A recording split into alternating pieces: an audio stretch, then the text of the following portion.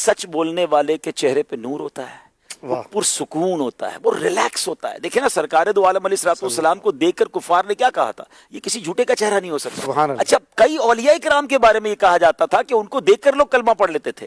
تو آلویز جو سچ بولے گا نا، ایک تو وہ ریلیکس کیوں ہوگا. دیکھیں جھوٹ بولنے والا اسی طرح مضطرب، ٹینشن میں، آلویز کنفیوز، کیونکہ اس کو بہت ساری فائلیں سنبھالنی ہے.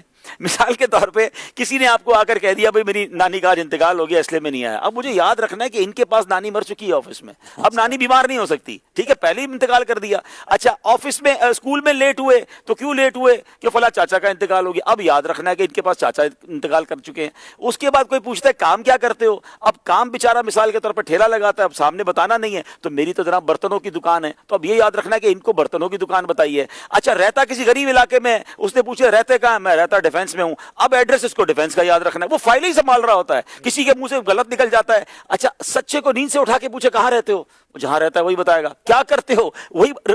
سچے کو ٹینشن کس بات کی ہے، اس کو جو کہنا ہے سچ کہنا ہے. آپ 10 سال بعد بھی پوچھیں گے تو وہی اسٹیٹمنٹ ہوگا، اور جھوٹے کے اسٹیٹمنٹ ہی بدلتے رہیں گے. اچھا پھر جھوٹے وعدے کر کر، اچھا کسی کو ٹائم دے دیا آپ کے پاس 3 دن میں آپ کا کام کر دوں گا، وہ ایک جملہ بڑا مشہور ہے، تسی فکر ہی نہ کرو.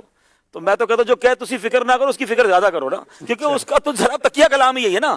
تو اب کچھ لوگوں کا کام ہی یہی ہے نا، آپ فکر ہی نہ کریں، آپ کا کام ہو گیا ہو گیا، بس آپ سمجھ لے ہو گیا. بھائی سمجھ لے کہاں سے، ہوا تو کچھ نہیں، ٹھیک ہے نا. تو یہ ایسے لوگ آلویز ٹینشن میں رہتے ہیں، لوگ بھی ان سے پرابلم میں رہتے ہیں. تو آپ اگر لائف پرسکون گزارنا چاہتے ہیں ایک فارمولہ بنا لیں کہ سچ بولیں. تو سرکار دو عالم علیہ السلام کے دور کا واقعہ ہے نا کہ ایک شخص آیا کہتا حضور بہت سارے گناہ کرتا ہوں، بلکہ اسلام قبول کرنا تھا اس کو کہ میرے اندر بہت سارے گناہ ہیں، میں سارے گناہ تو نہیں چھوڑ سکتا، آپ مجھے کوئی ایک برائی بتا دے میں وہ چھوڑ دوں گا.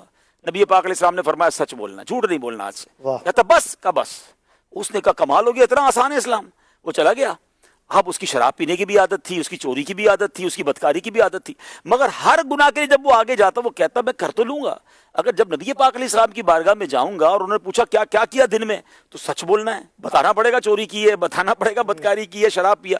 ایک ایک کر کے ہر گناہ سے بچا، اور بارگاہ رسالت میں آ کر کہا کہ حضور ایک گناہ بچانے کی برکت سے، جھوٹ چھوڑنے کی برکت سے میں پورے دن سارے گناہوں سے بچا. سبحان اللہ. تو اس کا مطلب سچ کو پکڑ لیں، انشاءاللہ آہستہ آہستہ آپ کے اندر دوسری برائیاں بھی جو ہے ختم ہو جائیں.